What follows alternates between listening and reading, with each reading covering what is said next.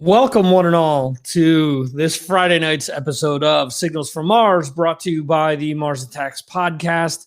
I'm your host, Victor. If you can see from the bottom left-hand corner there, just want to kick things off by saying that we will be having at least 1 to 2 guests tonight.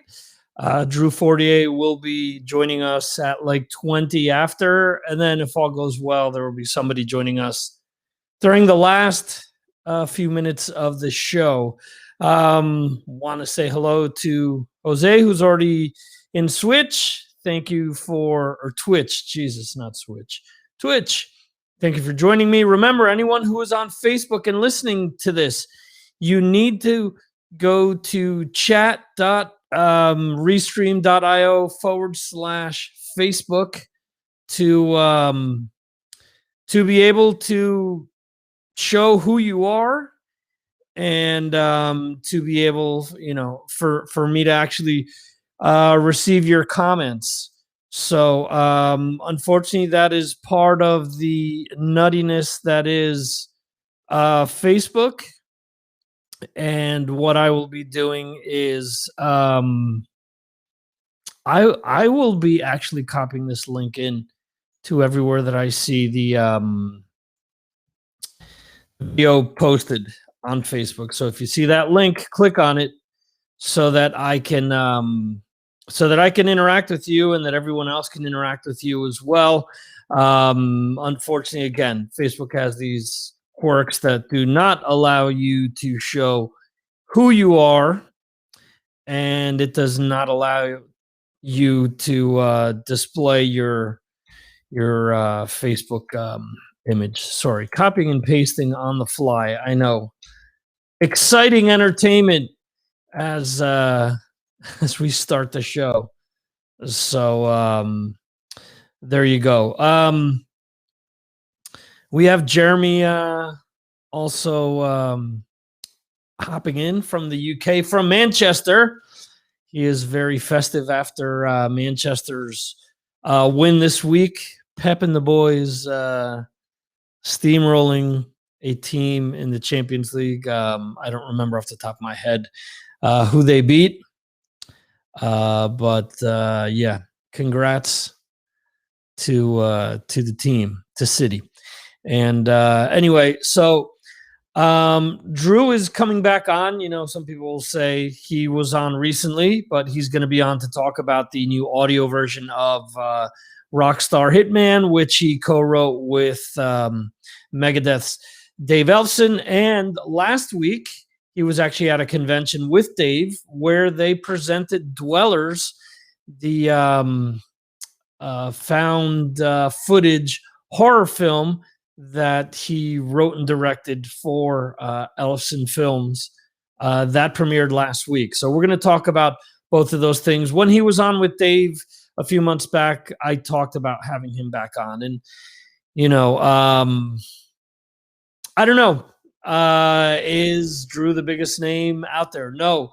But I think it's proven with me having Brad Dahl on these last few shows, having friends of the show back on.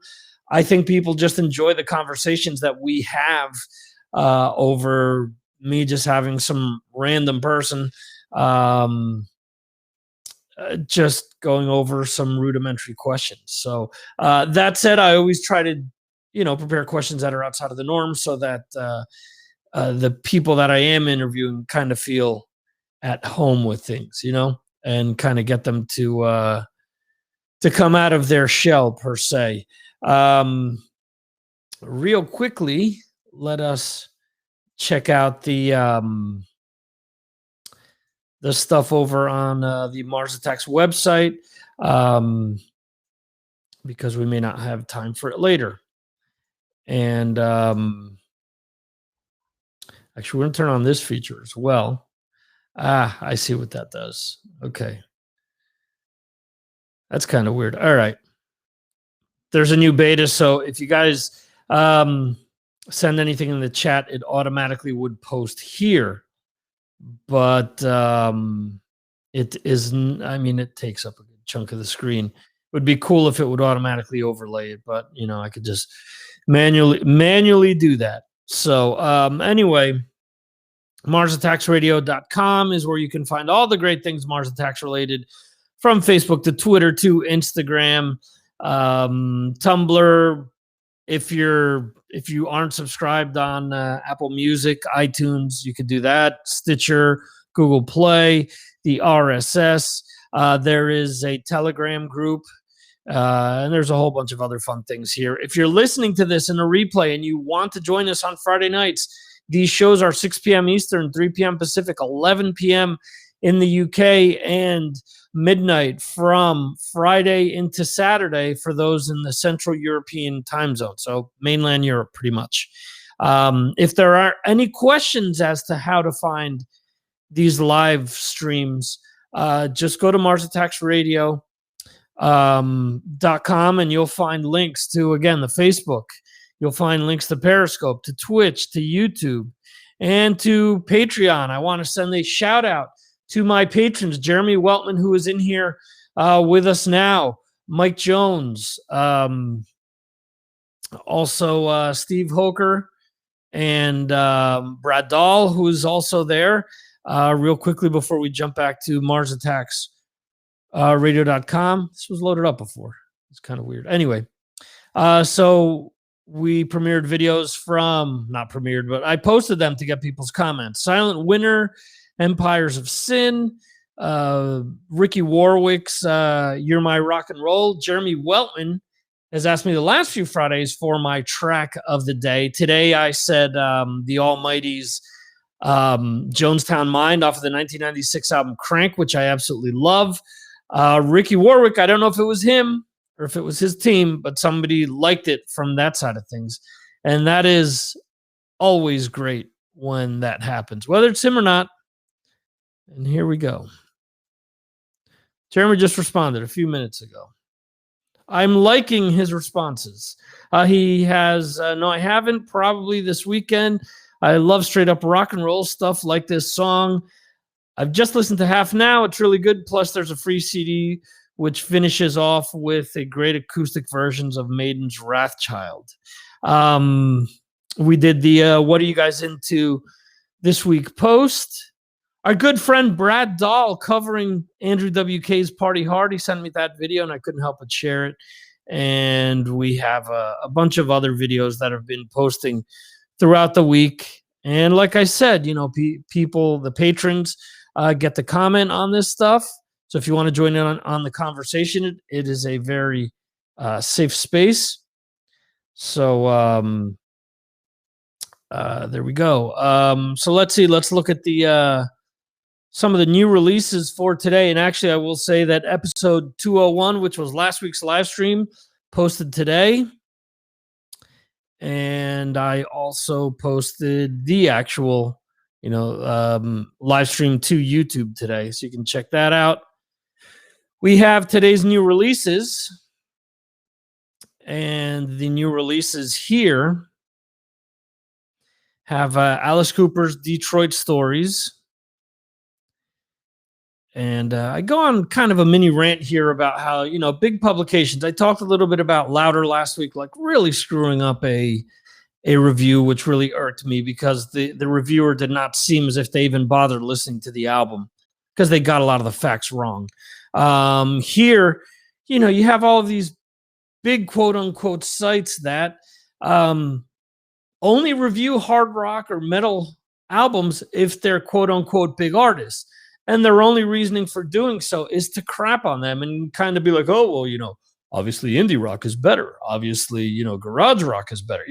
This kind of stuff. And to me, it's stupid. You've either got good music or you've got bad music. This whole elitism within the rock community is just stupid because it just pulls fans away from stuff that you may like. It's so dumb that people are worried about looking over their shoulder as opposed to just enjoying something. So we also have, the new album by Ioton, who is a Danish band. Access All Worlds is the name of the album. It's a really cool album. The shortest song off of it is almost 5 minutes long. The longest song is almost 14 minutes long. But it's cool. It is prog metal. It is cool in the sense that it isn't just meandering music that goes nowhere, and it is, confused for prog. Let's say that. So we have a video off of that album, and Evergrey, Escape of the Phoenix. I just posted the video with Dream Theater's James Labrie, which is the Beholder, and I just posted that video. And excuse me, I shouldn't be reading comments and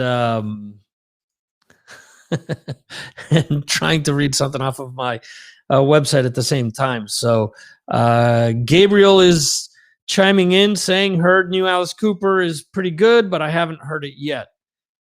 Yeah. Again, Alice is, and I say this in the in my like mini review there. Does it shock anyone that he's doing like jazz or cabaret stuff or things like that all these years later? If you've checked out his career, he's done all types of things throughout it.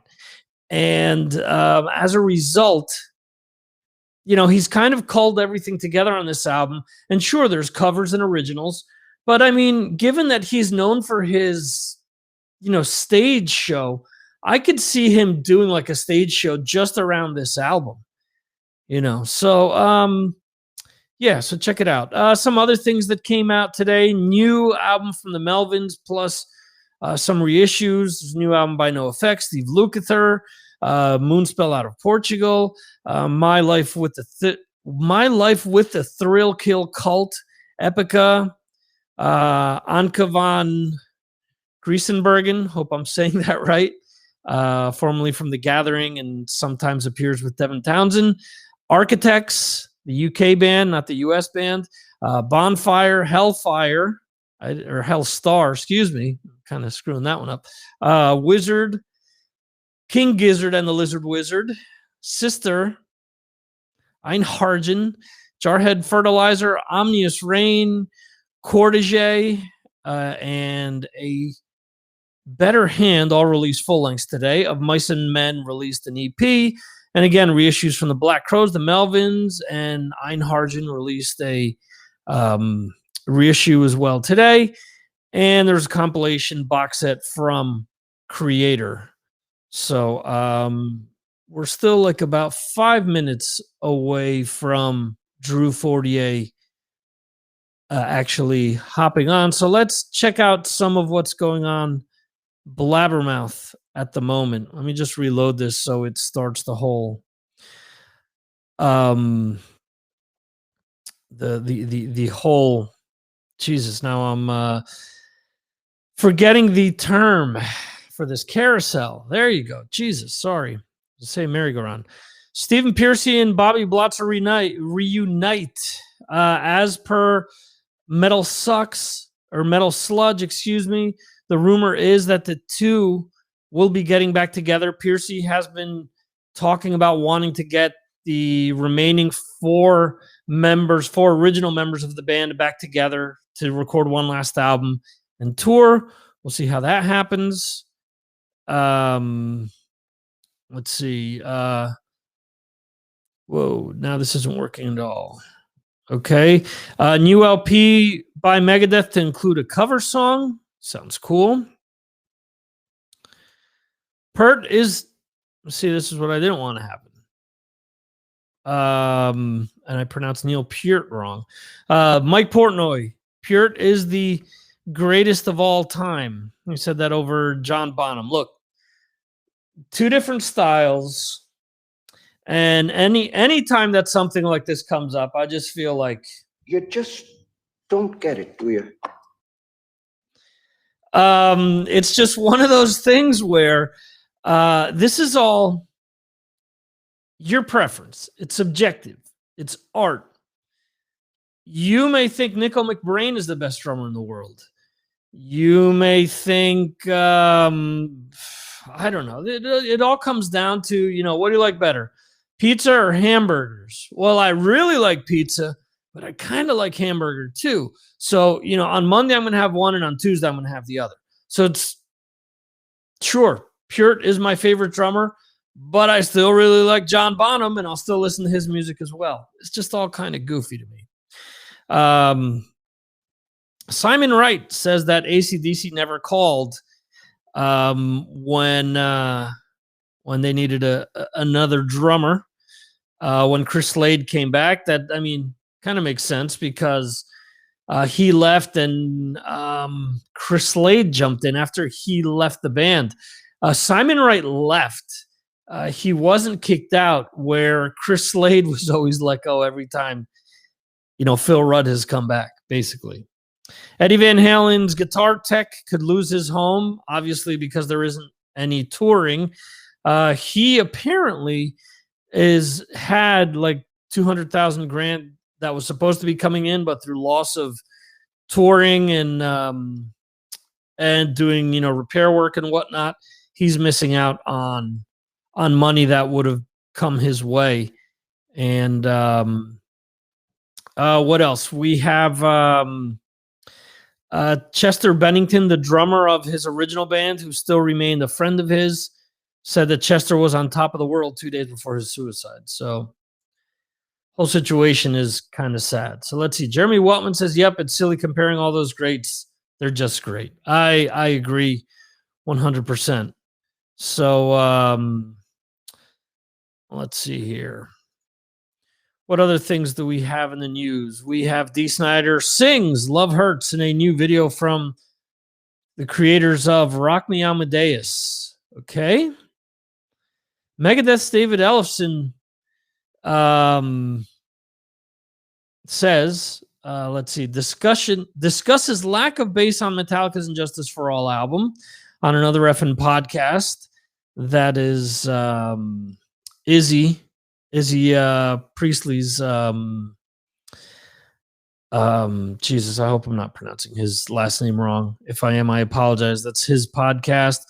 Slipknot's Corey Taylor featured in Moonshine Bandits Live or Live the Madness video. Okay. Angel prepares to record new album. Man, I'm batting 1,000. I cannot read tonight. Angel kind of getting back together thanks to the ROCKNPOD Expo. So that may be something that I'll have to bring up with a guest who's going to be on a little bit later. Let's see. AC/DC's Brian Johnson on Back in Black's massive success. It's a little frightening. Another cool thing that's come out is Angus Young addressing all of the Bon Scott rumors, whether any of his stuff was used on Back in Black. And kind of the cool stuff that's come out is that he's finally put it all to rest. He pretty much said that the only thing that Bon Scott came up with was the drum part in the beginning of Hell's Bells, and he alludes to the fact that that him and Malcolm were directing Bon as to what they wanted to play during that. So it's interesting to hear that. So it's kind of cool. Iced Earth's John Schaefer is still being held in Indiana jail after being arrested for a role in Capitol riot. Okay. And let's see, what else?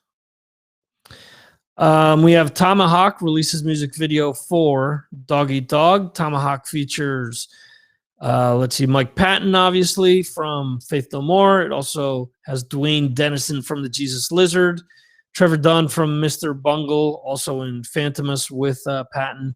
And John Stanier from Helmet. Hope I'm pronouncing that wrong. I see that Drew is trying to connect, but I can't have him go live for some reason. Let me see. Let me see if I switch the screen sharing off. If he comes in. No, not yet. The End Machine featuring ex-Doc and Warrant members. Phase 2 album details revealed. Blood and Money video released. So we'll be posting that to Patreon this weekend. Let's see.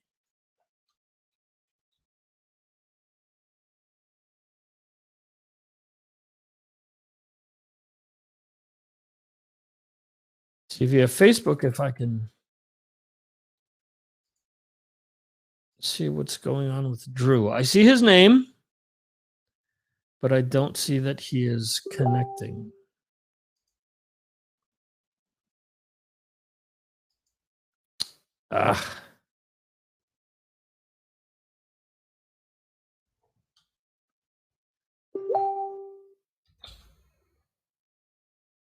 So it seems as if he's having issues with his camera.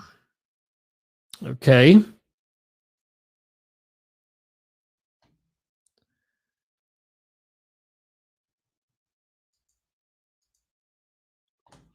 He's going to try logging in via his phone. Let me just hit on some of this stuff, some of this other stuff. The Who sells out Super Deluxe Edition to include 46 previously under or unreleased songs.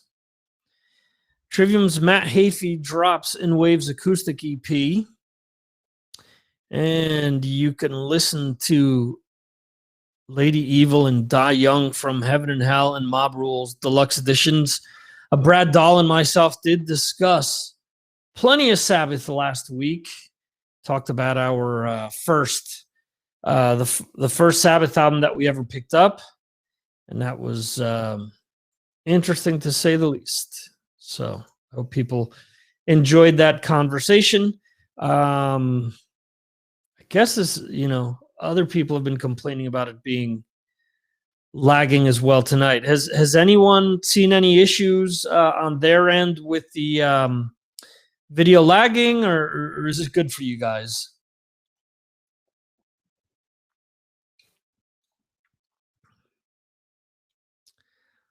Let me know when you get a chance. I know that it does lag at times, but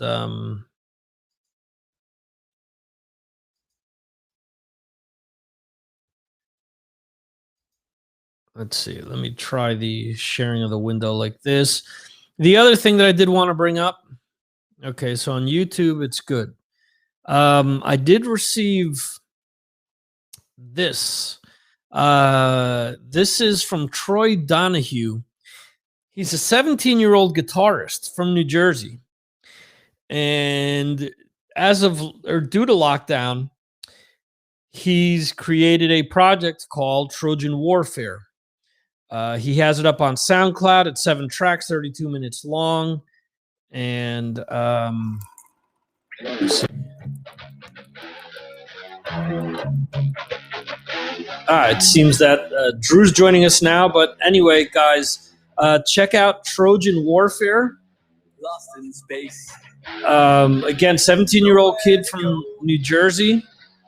Lost in Space. His brother's a 13-year-old on drums, and the bass player is Jerry Griffin. They have Ross the Boss on a guitar solo on the EP as well. So there you go.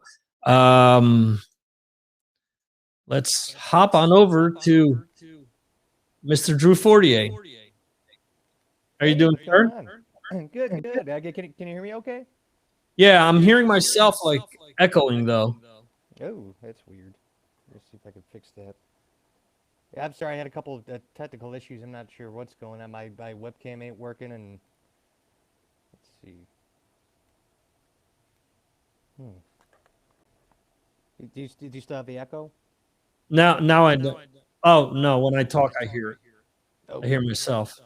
It's a transmission from Mars. It could be. Let's see.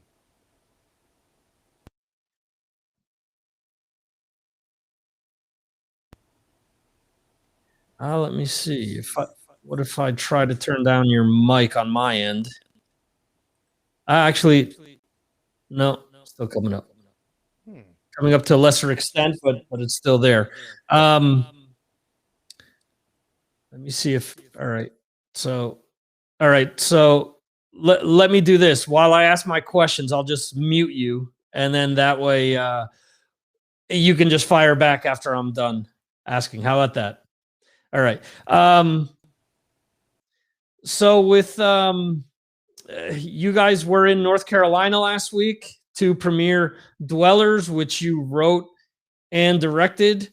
Tell us a little bit about that experience, what it was like to get out there at a convention. I'm assuming that you got to interact with people while you presented the movie, and how did it go over with the people that were there? Oh, it was fantastic. It was in Concord, North Carolina, and I elected to drive out there, and it was about a 9-hour drive, and it actually went by pretty quick, surprisingly. And the convention went fantastically. They really had it down perfect. They were checking everybody's temperatures at the doors. Everybody had masks on. Everybody was distanced and everything, and everybody just had a blast. Like it was so great, and David and I had a wonderful time. Like the whole crew and everybody who runs Bad Monster did a fantastic job, and it was just a wonderful experience all around, and allowing us to premiere the movie and all that, and we ended up even winning the best horror feature award, which is a huge surprise. We didn't anticipate that whatsoever, and so it was nuts. It's definitely unexpected for sure. Cool. We're seeing the trailer in the background as you were speaking. I saw you flash up on screen for a second there. In your, I guess you were in a nice suit there as it was coming up behind you. How much were you involved in putting this trailer together? Oh, the whole thing, the trailer for the movie. I did edited the whole thing together, and yeah, I ended up doing pretty much all the sound effects and everything, and it was oh man, the stuff I like myself to do. It's like a fun nightmare, but yeah, I just kind of put together the teaser and the big trailer. In the big trailer, Richard Easterling helped out with mixing the sound and all that too, and he's going to do a final pass of mastering on the movie once it's ready for Blu-ray and digital and all that stuff. Cool. Yeah, you are now speaking into the camera, and it says art is not safe. So very cool. You just mentioned the Blu-ray and all that. Is this going to be shown around the country, or due to the pandemic, there won't be the ability to see this in theaters, or will there be the ability to see this in theaters in the future? Well, yeah, actually, we're actually in probably about over a dozen film festivals now. Some are virtual and some are happening in person, and we're still waiting to hear back on about I think about 30 more between now and about October, and but the plan is, I guess, we're probably looking at maybe like a summer or something like that, or whenever they allow it. But I guess we're gonna do a Hollywood premiere at the Chinese Theater at some point. Whether it's for the Blu-ray release around that time, which should be around like Halloween, I'm thinking, or whenever. But there will be an opportunity to see it in theaters for sure, and we're just kind of ironing out all the distribution stuff right now. But there'll definitely be a way for people to see it to see it for sure, regardless whether it's virtual or in person. Okay, cool. So then it will be making the rounds at different conventions and whatnot. When it comes to that, I mean, you mentioned that you won the best horror film at this particular convention. Are you guys gonna focus on? I know where I'm from in New Jersey, there's like the Chiller event, which is like a mix of like horror and metal stuff. Are you guys shooting to, get into that kind of horror convention? Is it just strictly film conventions or music conventions? What do you guys have in mind for it? Oh, we're just kind of smashing them all together, to be honest with you. We'll take it wherever anybody wants to see it, and actually we're going to be. It was supposed to be in person, but it's gone virtual. We got selected into the Horror Hound Film Festival, and gave the movie the prestige honor of being the Midnight Madness drinking game movie. I guess it's March 20th at midnight. And then afterwards, we're going to do a Q&A with some of the cast and all that, and David will be there as well. But it was pretty cool. They turned the movie into a drinking game, and they showed me the rules and all that. Well- And it's going to be impressive if people are going to be able to make it through the first 20 minutes of the movie. Awesome. So for those that don't know, a found footage horror film, I'm guessing that it's closer to something like the Blair Witch Project as opposed to something that is, Texas Chainsaw Massacre, for example. Yeah, absolutely. Yeah, it's just all seen from the point of view of the documentary camera. And one of the main issues with these movies are that you see a lot is like why would they keep filming through what they're going through? It's like what's the purpose? It's like why would somebody keep the camera on the whole time? But I made sure we had a damn good reason to keep the camera on because we're in the tunnel and that's the only light we got. And there's some other underlying factors with the whole thing too. But it's like Blair Witch all from the point of view of the documentary camera. Kind of like it's like a fly on the wall situation, and it's intercut with some interrogation footage too, as you watch the story unfold and all that. But found footage, Blair Witch, kind of like or Cloverfield, and the VHS movies and all that. And it was. And the cool thing about it, the movie had pretty much a $0 budget, whereas even Blair Witch, I think, was like 15 grand or something like that. Paranormal Activity, I think, was like 6. But this was, proud to say, it was 0. Very cool. This is obviously the first time that outside of the Bang Tango documentary, this is the first time that you've written and directed and actually starred in a horror film, if I'm not mistaken. Do you have something else in the can? Do you have something in your mind that you want to work on next, or are you already working on another horror film or any type of film at all at this point? It's crazy. Ever since I was a kid, I always wanted to make a horror movie, and I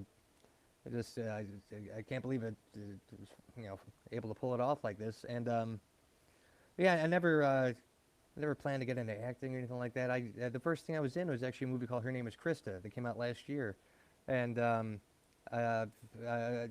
guy that actually in Dwellers with me, and Her Name is Krista. It's the most how would I put it? It's the most twisted necrophilia love story ever told, and. And ironically, I proposed to my now wife on the set of that movie too. Yeah, she's in that one. And my wife and I are also in another James L. Edwards movie coming out called Brimstone Incorporated. It's coming out in the next few months. I think the pre-order is going up soon for that. But as for like future film projects, me and Dave have been talking about, since this one's getting some pretty decent traction. We were like, okay, what should we do now? So I've been throwing a couple ideas around, and we're just going to see what makes sense and what sticks. But ultimately, we're going to see this one through all the way to the end, and up until the physical release, and just get the find our footing that way first, just through the whole process, and then probably move on to something else. Okay, we have a Chris from Nashville here who just posted a comment saying Drew looks scruffy. Just saying. Yeah, very scruffy. I didn't get a chance to shave. It's definitely a rare moment for sure. Yeah, that is someone who's going to be joining us in a second. It is Chris in Nashville is actually a Chris Czynszak, actually, from the one and only ROCKNPOD Expo, who wanted to jump on as well. So I said that he could. Let's see how we can juggle this. Let's hope that he doesn't have echo as well. So you try to take the echo off. I think I got the problem resolved. I think it was just you were hearing what was coming out of my headphone. I got it pressed in there, so you shouldn't be able to. It shouldn't be too much of a problem. But yeah, Chris from Nashville, Czynszak. Yeah. Let's see. Let's see if he joins us here. Let's see. Jeremy's chiming in. My daughter is currently doing film studies at university. How did you get into filmmaking? All by complete accident, to be perfectly honest with you. I have no background in filmmaking whatsoever. And it all started when I was working at a bar in Chicago, actually this year, 10 years ago. It's been a decade. Okay. And Bang Tango were playing there. And the singer, and I just happened to have her camera in my hand, and the singer of Bang Tango was pretty much like, hey, you know where I can find some weed? And I was like, no, sir, I don't. And he's like, what's that in your hand? And I was like, oh, it's a camera. And he's like, what, to do a documentary? I'm like, all right. And then 4 years later, and within that 4 years, I just, trial by fire, just kind of just figured out how to do it. And so pretty much from my experience, the second you pick up a camera and start shooting something, you're a filmmaker, you know? And you just see through to what you want it to be and just go for it. That's all you could do. It's just go for it and just make it happen. You know, it's if I'm a fumbling weird idiot from Chicago, and if I'm able to do it, anybody's able to do it. You know? Cool. So I was wrong. It's not Chris from Nashville joining us. It's Vinny Vincent joining us. Oh God. What's up, guys? Hey. You're not Drew. You're not a filmmaker. You're a bat, because from my point of view, you're upside down right now. Is he upside down for you? No, he's right side up. The only thing is I keep hearing myself echoing. Yeah, I hear that too. Yeah. Do you hear yourself echo, Chris? Check 1 2. Echo 1. Yeah, a little bit. I don't know. Check 1 2. Yep, that fixed it. Yeah, that's me muting Drew. So somehow or another, his mic and his speaker are picking each other up. I don't know. He couldn't log in with his browser. I got to get on Restream and see what the hell. But let me try. No, I can't hear him at all. Now we can't hear you at all. Huh. Nope. Lips moving, no sound. It's so weird. He's literally upside down on my screen.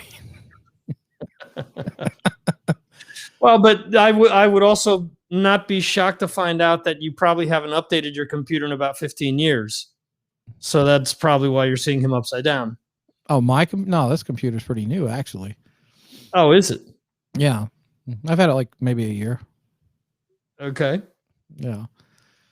But yeah. No, I was watching the conversation, and I was just thinking, you know, Drew's fiance must really, really love him, because, I mean, who else proposes to their wife on the set of a movie about necrophilia? Still can't hear you, Drew. You might have to come in and back out of the browser on your phone, because if you've disconnected the earpiece or whatever, you may have to change the mic setting within the browser.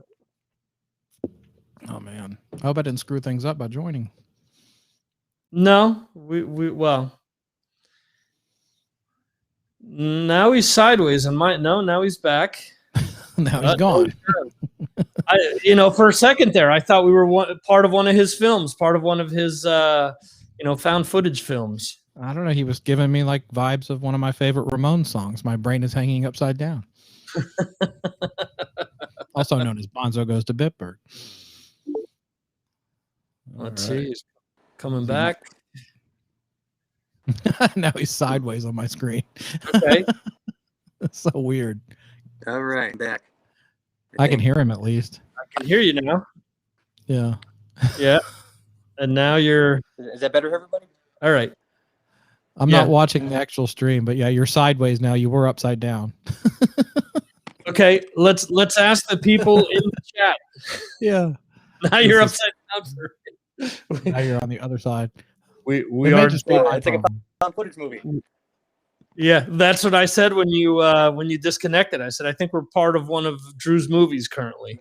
So it's a found footage live And the stream. twist ending, Drew, found footage. Drew's been dead for 5 years. Oh man. That's an idea. So you recovered from North Carolina yet? Vinnie Vincent found footage movie.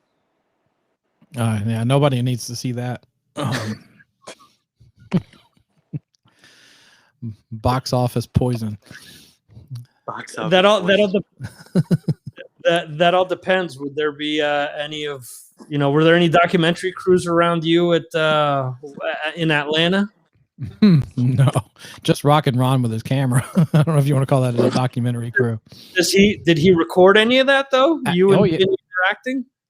I don't know. He wasn't there for that third day when we got to meet him, but he did get like the first footage of him in public because he got him as he was walking into the first VIP meet and greet at the hotel. Against their wishes, they were not real happy about that. Oh, that's Ron's MO. I mean, come on. That's like 10% of the music industry at this point. That's true. Yeah. He's pissed off several rock stars with his camera work. Those show. Yeah, no eye contact. They made us stand at like at the very end of the hall. They're like, if you're not a VIP, you can't be all the way down at the end of the hall where he's gonna walk. I'm like, whatever, dude. Here's one thing. All right, now let me just throw this out there. With all of the nuttiness surrounding Vinny, how is he going through the pandemic? Could you imagine if there was a reality like show following him around with everything going on with him addressing the pandemic, how he's going to, what kind of mask he's going to wear, how he's going to look in public, they're just go ahead. His life part didn't change at all. I was going to say he's lived like it. There's a pandemic for the last 20 years, hasn't he? This is true. He never leaves the house. So he's adjusted to it better than anyone. Yeah, pretty much. Before we get too sidetracked off of this, Drew, we did talk about Dwellers. I do want to bring up also the fact that Rockstar Hitman, Rockstar Hitman, not Hitmen. There isn't a Hitman squad in the book. That might be a sequel. The sequel. Yeah. There you go. We're coming up with so many ideas for Drew. A good thing that we're recording this because when this stuff comes out, can this be used, at some point down the road is like, we helped foment ideas for Drew Fortier. Absolutely. So Vinnie Vincent found footage movie. Good luck with that one. I will not help. I'm just saying. I'm just gonna say my name does start with a V, but I didn't. I didn't decide to do the Miss Jackson if you're nasty name when I came on. So that's awesome. That's all you, Mr. Nashville. Mr. Nashville. Yeah. It sounds like a pimp. That's it. Yeah. The lowest paid pimp of all time. Mr. Nashville. Here we go. I brought this up on last week's show. It was funny. The last time that we spoke, David Ellefson was on before. And I don't know if he took offense to something that I said, because I said to him, I go, is there anything else that you'd like to pimp? And he goes, I don't pimp anything. I just want to talk about some other things. I was like, whoa, it's just like an expression. Oh no, I'm sure. Yeah, I'm sure he meant that in jest for sure. That's funny. Okay. Though. Picture Dave as a pimp. That's a fun image. You're giving me all kinds of ideas here for the next. I think he Mr. secretly Nashville. has some. He has some platform shoes in the closet with goldfish in them. He does. Oh yeah, he is a big Kiss fan, so I wouldn't be surprised. Got a big felt hat on, stashed away somewhere. Codpiece. You Mr. think Nashville's got to wear codpiece. I'm wearing one right now. See, there we go. Chris is you're seeing flashbacks of I'm Gonna Get You, Sucker, and the guy that played Huggy Bear. I forget his name. Oh, his real yeah, name. yeah. But when he's walking down the street with the goldfish. With the fish in his shoes. But anyway, Rockstar Hitman audiobook is now out. Mm-hmm. It is on Audible. I just saw before, and it is also available on hardcover and paperback. What kind of a response have you been getting for the book? Did you guys pimp Rockstar Hitman at Nashville last week as well? Oh yeah, everybody. No, everybody hates the book, and no, I'm kidding. No, but no, people seem to be. But you never expect to hear that in an interview. No, people seem to genuinely enjoy it very much. You kind of found the right niche to market it, which it's a fictional autobiography. Has kind of, the character Sledge. He's kind of an idiot. He's kind of like a Bruce Campbell, like an Evil Dead, So it's kind of got that whole vibe to it, and it's really gory, And everybody who's read it so far, they really liked it. They let it's been getting really, really good reviews. And me and him, we weren't sure how it was going to be, how people were going to react to it. We were like, this is either going to go over well or it's not. And so far, it's going over really well. And the audiobook's out now. And David does the audiobook. And he's got a very soothing voice, almost like a news anchor. And so it's really fun to listen to. And so I highly recommend the audiobook, because I always thought to myself, it'd be great to pay David Ellefson to read me bedtime stories. And here you go, everybody. That you could do just that. And it's what's that? No. Go ahead. Finish up. And it's a quick audiobook too. It's only like 3.5 hours. So if you have trouble sleeping one night and you want to hang out with David Ellefson and have him tell you the story, go get the Audible of Rockstar Hitman for sure. Just throw it on your nightstand, and then you can just be whisked away to sleep by David Ellefson telling a really, really messed up story with gore and rock and roll and bad decisions and all that good stuff. Cool. And he also did the one of the Inside Metal documentaries. He was the narrator to that. So he's actually pretty good at that. And I'll also say that I'm an asshole, because the question that I asked you is something that I always make fun of other people saying, because no one, you're absolutely right. No one ever answers. Now, everyone hates the new album. Everyone hates the new book. It's actually a pile of dog shit. I don't like it myself. But that's why I did this fucking thing. Yeah. So since I'm doing this interview, yeah, all right, it's okay. But truthfully, everyone hates it. Yeah, exactly. It's either that or Chris, you can. I'm sure you've heard this a million times. Well, our new album is a combination between Destroyer and Revenge. And Revenge, or Creatures of the Night. It's one or the other, where it's like, yeah, sure, okay. So, what are my two biggest selling albums and two albums that sound absolutely nothing like the new album? Let me mention those two. That happens a lot. Yeah, that's the. It's Shout at the Devil meets Girls. Yeah. I was gonna tell you that, but talking Drew saying, well, yeah, nobody likes the book. That reminds me of there was a clip I used to play on Decibel Geek where it was this old news reporter trying to sound hip, and he's interviewing Nikki Sixx, and he goes, you guys have been around for a long time, you've lived all this, and he just goes on and on for like almost a full minute, and at the end he goes, do you still rock as hard? And then Nikki Sixx just goes, no. Oh yeah, it'd be funny if people just did honest interviews like that. It's just like, okay, what's the album sound like? It sounds like a mix between dog shit and vomit. You know? It's the most half-assed thing we've released, but we need money, so. Yeah, exactly. Yeah, it was it was out of our hands. We just phoned it in, But but people do like the book a lot though. Like everybody's read it. We're doing another one. That should be done by the summertime, and it takes place in Europe, and oh wow, and that one's almost done already.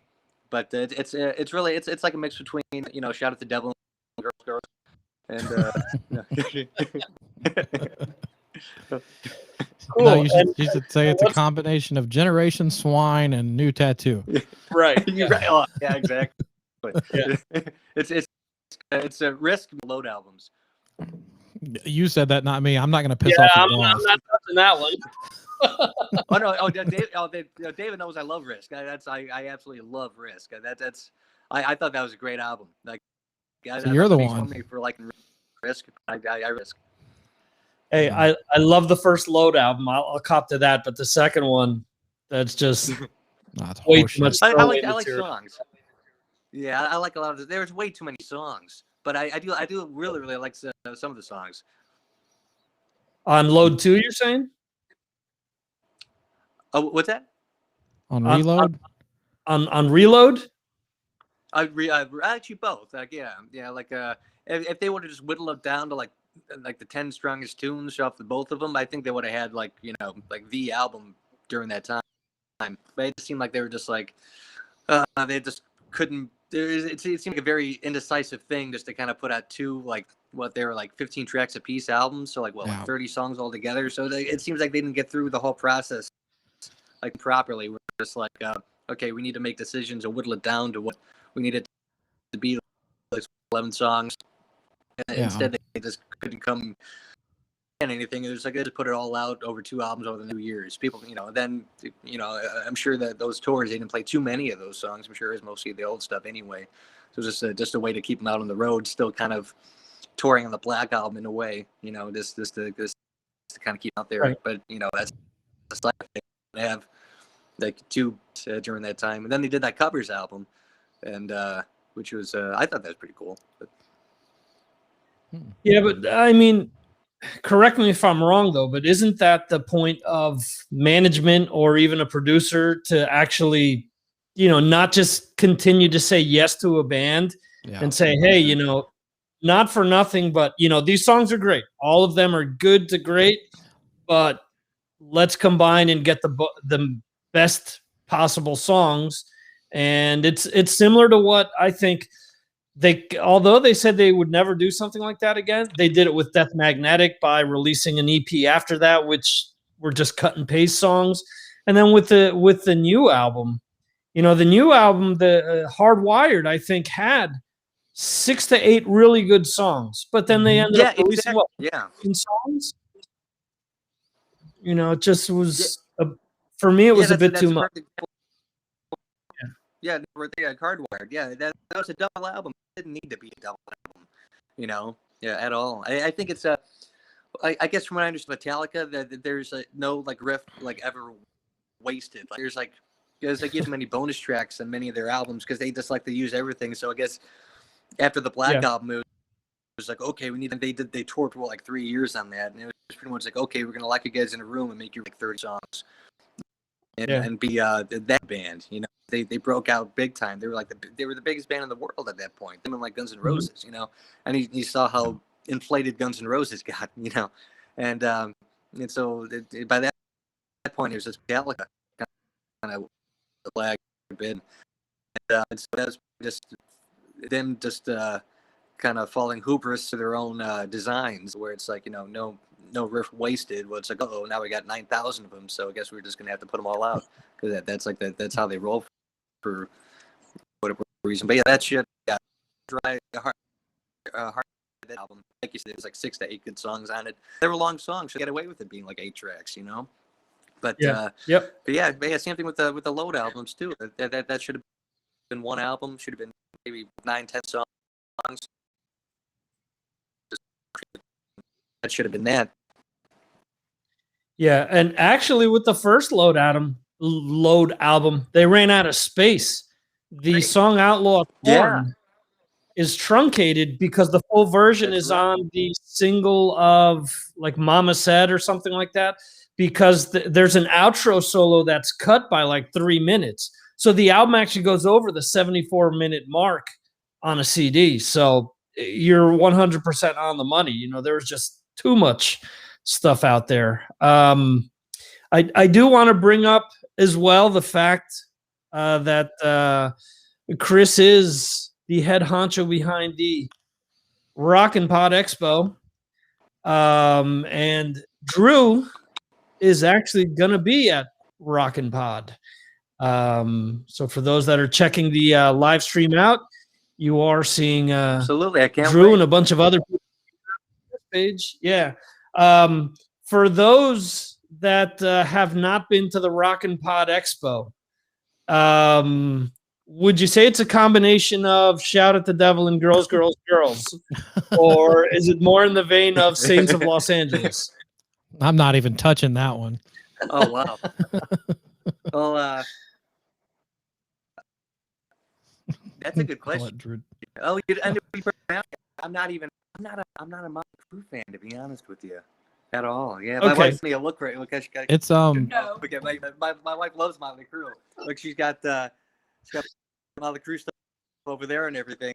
But yes, Motley Crue. Yeah. Okay. and I'm over here but yeah, I never really got into them, to be honest with you. But she loves every, you know. But I get their appeal though. I get why people love them and all that. But I never understand, like, you know, just I'm a weirdo. But if I had to pick, well, ROCKNPOD, compare that album. Oh man, I would say. Choose your words carefully. Lulu? No, I'm kidding. No. Lulu.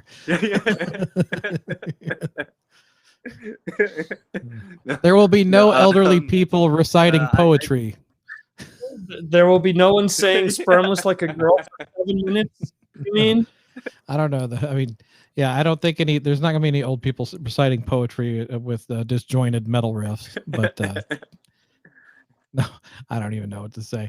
But no, I'd say, I'd say Zeppelin nerd. I'd say ROCKNPOD's like probably any given Led Zeppelin gig in like 1975. Wow.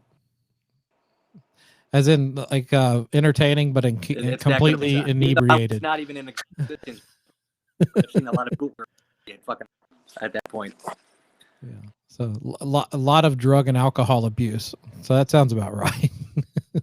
So you see that, Drew? You like just Bedlam. ROCKNPOD's like Bedlam. Drew, you just went from not having a table to having the biggest table at ROCKNPOD in like a split second. Right. His table is going to be bigger than 10 mils. 20 pod. The new tagline: the Led Zeppelin of rock and roll conventions. There you go.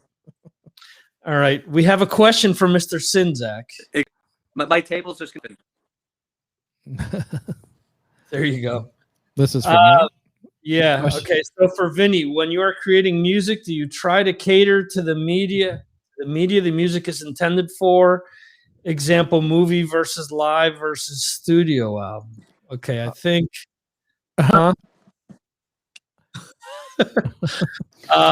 Okay, Gabriel. I hate to break it to you, but I'm really not Vinnie Vincent. Yeah, he knows that.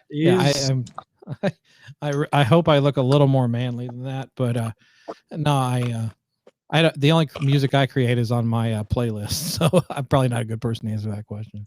Drew's more of a musician than me. Although there are, am I? You're an actual musician. I'm not. I'm a bedroom player. You sure? You're in a black metal band? Do what? You're in a black metal band? You're a bedroom musician? No black metal here. Primrose Way wasn't black metal? They started Ghost Band cover band. It was more Alice in Chains wanting to be Soundgarden wannabe stuff is what we were. We're talking mid 90s. Well, I was in a I was in a 90s band with the person that asked the question, actually. And I will say that we were probably trying to do Shock before Tesla was trying to do Shock. So there you go. So you're trying to be Def Leppard? Yeah, I would say that was a heavy influence for us back in the day. Gotcha. Although I would want to think that we were. I would want to think tribute band for a while. Yeah, you were in the ultimate Bang Tango. You were in Bang Tango. What are you saying, a tribute band? And nobody has a guy like me. Here we go. Jeremy Weltman with a serious question. Seems like. Let me get serious for a second here. When did ROCKNPOD start up? 2017 was the first year we did it. Yeah, and who was the headliner for 2017? I mean, I don't know that we really advertised anybody as as a quote unquote headliner. I mean, Mark Slaughter showed up and he he's kind of a big name. That was cool. Raven was in town to do a show. We made their show our after party and they showed up. Yeah, that was kind of cool. I love Raven. And then obviously the two guys from Heavy Metal Parking Lot, we did a screening of that and they were there. That was pretty cool. The first year was, it was very low rent, but very kind of the first year is always kind of the most magical because you don't know what the hell you're doing. So it was a lot of fun. Yeah, it was Clerks, it was black year. Yeah, that was we had stepped up our game that year. The Nashville Palace was a cool venue to do it at because it's like an old honky tonk and we had all the podcasts set up in the booth. So yeah, we've come a long way, but yeah, the first 2 years they're always going to hold a special place for me. Year 3 was the canceled year, right? Yeah. 2018, 19. Okay. So what about 19? What are your fondest memories? Well, seeing Drew, of course, that was my fondest memory. But no, we did it at the Marriott and, I don't know. That was great. We were able to do the concerts on site, obviously getting David Ellefson to come and do his Bastery show and, had a whole lot of great performances. That seeing Jason Bieler on stage with David Ellefson playing a song was pretty mind blowing. And also Tony Harnell got up and moments, one of my, the whole, that whole ROCKNPOD was, we did that panel. It was myself and Ellefson, Toby Wright and Bieler. And afterwards, me, Toby, and Bieler did that signing, and and I got nobody, which is to be expected. But Toby, who was really cool, and was kind of hanging out with him. And then Jason, at the end of the table, had everybody like down pretty much, just waiting to get his autographs. And he turns and looks to us, and he goes, "Ha, fools! They're all fools." It was hysterical. He's like one of the funniest. He knows how to. He is so funny. He's one of my favorite people, and he was a blast to hang out with last time. And yeah, we're stoked that he's going to come back this year. I'm so happy to see him again. Oh yeah, me too. I love Jason. Well, Victor, I gotta hop off here because I gotta get ready to do my live stream in an hour, and I need to eat something. Otherwise, I'm going to drink myself into oblivion before we get started, which will probably be more entertaining. But I probably should eat something. Okay, I was just going to ask. Drew one last question, which was a topic that me and you were talking about the other day offline. So I don't know if you may be interested in hearing his answer or not, or you could always check out the replay. No, go ahead. Okay, so Chris brought up Lucid, which is a band that you're in with Vinny Dombrowski of Sponge fame, David Ellefson, and with Mike Heller, known for being in Fear Factory and a bunch of other bands. And I actually told Chris that I was lucky enough to hear one song off of from the project. And I looked back at my comments that I sent to you, and I said that it reminded me a lot of Ray Gillen from Badlands singing during the verse, and that it was really like 90s flavored, but kind of like really like to use a cliche, on steroids, more or less. It wasn't overly heavy. It wasn't overly, I bring up Ray Gillen. It wasn't flat out, Badlands or stuff like that. But it was a really unique combination of, everyone involved in that. What can you tell us? A, what can you tell us about Lucid? B, do you agree with my assessment of how Vinny brought the vocals on that specific track or any of the other tracks? And when can we expect to hear more Lucid, all of us? Oh yeah, I'm glad you enjoyed the song. And yeah, I agree with your assessment for sure. Like Vinny, he sings his stuff on the album. He just, oh man, that's such a special project because it just kind of organically just kind of came together. Rockstar Hitman book actually too, and because we were going to do a song or two to go along with the book, and then just by chance got a hold of Vinny. The next thing you know, we had like 30 demos, and it was just crazy. And unlike Metallica, we whittled the 30 demos down to 9 songs. and let's see what. Yeah, and, we're all really, really proud of it, and we're aiming for summer to get it out, and so we're hoping a song out within like a month or two, hopefully, and it's gonna be really cool. All the artwork's done and everything, and I think we're gonna call it.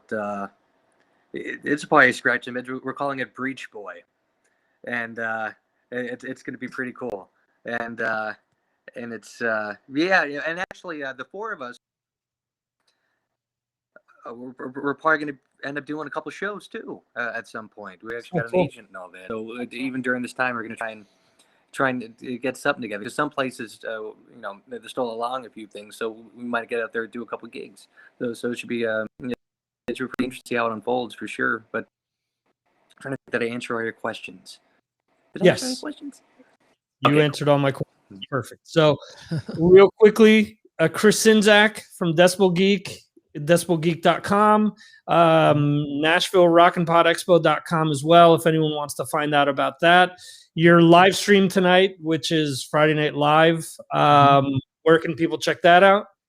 Just go to Decibel Geek's Facebook page or the YouTube page. It'll be on simulcast. That's a big word on there. Awesome. Thank you for joining us, Mr. Czynszak. Thanks. Good to see you, Drew. It's good to see you, buddy. Too, man. All right. Okay, and Drew, for people to keep up with you, check up on what's going on with Dwell. JasonBeeler.com. There you go. Is there a one-stop shopping thing for people to check out everything that you're involved in? Oh man, I never really went that far. I guess the Facebook. I'd say keep up with David's Facebook with everything. He's kind of like the one-stop shop for all that stuff. And if whoever wants to seek me out can seek me out. All the other random buffoonery I've found myself in, and all that jazz. But this was a blast as always, man. I'm so sorry for the technical difficulties. My Wi-Fi out here is kind of goofy. The Wi-Fi is like acting up or something. But I apologize for the late and for all the weird technical difficulties. I don't know what's going on. There must be like a cell tower out or something. Yeah, no worries. We'll work it out for the next time. So yeah, and I can't wait for the next time too, man. Like I could go on for hours with you. It's always a blast, man. Yeah, it is always absolutely fun to have you on. So no doubt. I just thank you for coming on, and yeah, we will definitely be in touch. We will definitely have Mr. Drew Fortier back. We'll find another excuse to bring him back and just talk about either whatever projects he's got going on or just chat about music. It's like, hey, it's Tuesday. Let's get Drew on. Yeah, there you go. I'm up whenever you want me on, buddy. I'm here.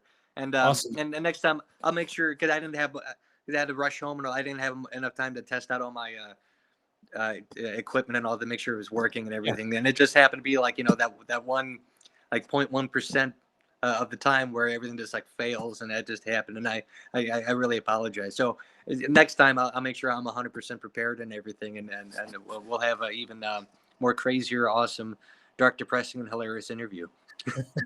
There you go. Awesome. Thank you for your time, sir, and we will check you out next time. It sounds great. Thank you so much, man. Right. Awesome, Drew. Thanks.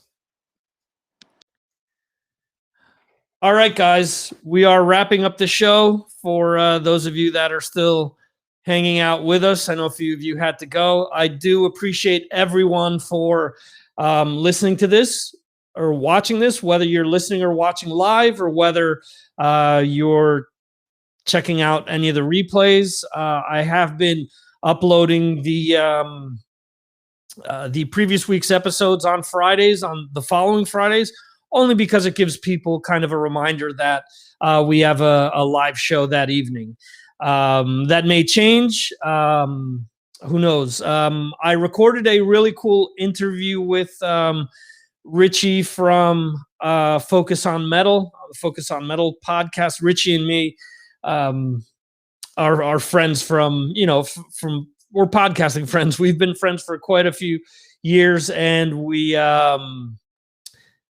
we exchange a lot of war stories. Let's say that from the podcasting and from interviewing people and whatnot.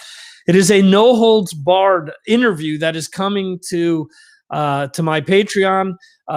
For those patrons that are checking this out now, they know of I've been posting old episodes of what was called the Podcasting Nightmare series, which I put out a few years ago.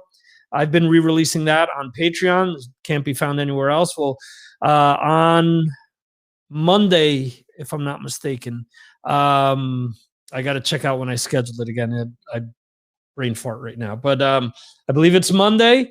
You get a good hour and a half of me and Richie swapping stories. Richie's from Ireland. Richie is great, and Richie is always fun to talk to. I wish I would be able to get him here on the live stream, but unfortunately, he works while we're doing this, so it is what it is. So that episode is there. I'm also trying to line up some other interviews. Next week, we have Monty Pittman coming on. I'm super psyched about that. This will be like the third time I talk to Monty. If you don't know who he is, in my opinion, he is one of the most underrated musicians of the last decade. He's released 4 albums on Metal Blade Records, excuse me. He produced and co-wrote parts of 2 albums by Prong. He played on one of those albums. And if you've ever seen Madonna live from 2000 onward, he's been Madonna's live guitarist. So he's talented as all hell. He's a really cool guy.